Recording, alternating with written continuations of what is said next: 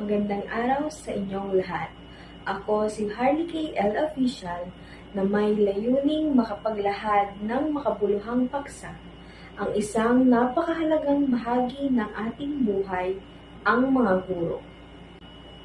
Ang propesyong pagtuturo ay debosyon at dedikasyong mapaglingkuran ang kabataang nangangailangan ng gabay at pangunawa sa haharapin nilang bukas.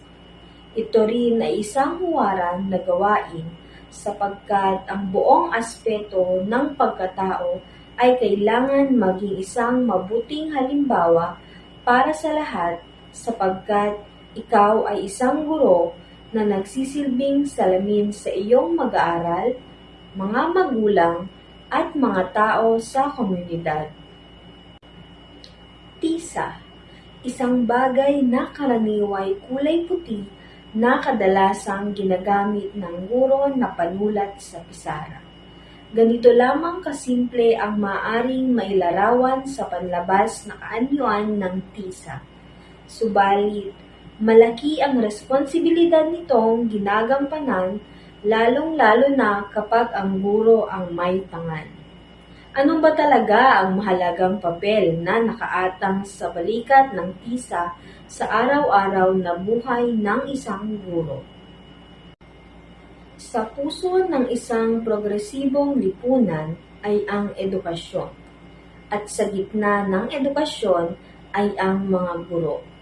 Ang mga guro ay hindi lamang nagbibigay ng kaalaman, sila ay mga tagapagturo, tagapayo, at mga gabay na nagbibigay daan sa mga mag-aaral na matutunan hindi lamang ang akademikong kasanayan, kundi pati na rin ang mga aral sa buhay na mahalaga para sa kanilang paglaki bilang responsableng mamamayan.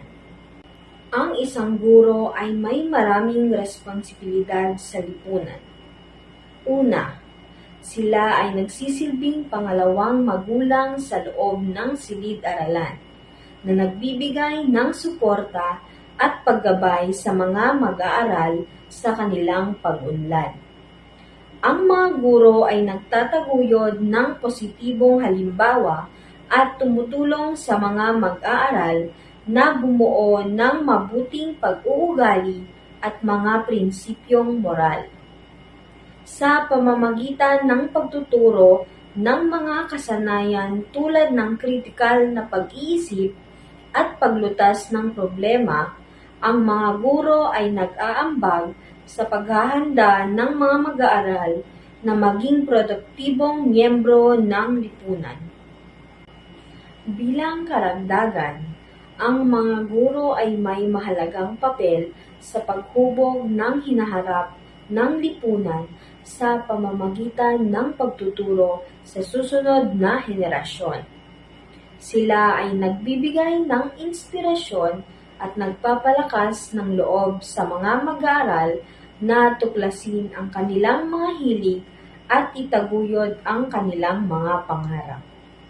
Ang mga guro ay nagtatanim ng mga binhi ng pagbabago at inobasyon na magbubunga sa mga darating na taon. Sa kabuuan, ang mga guro ay may malalim na epekto sa lipunan, hindi lamang sa pagtuturo ng akademikong kurikulum, kundi sa paghubog ng mga kabataan na may kakayahang mag-ambag sa lipunan sa maraming positibong paraan. Ang responsibilidad ng isang guro sa lipunan ay hindi lamang isang trabaho.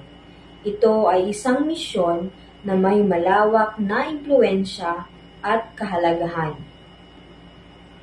Tayong mga guro ay bayani na hindi nakasuot ng kapa, ngunit may kontribusyon sa ating lipunan na hindi matatawaran.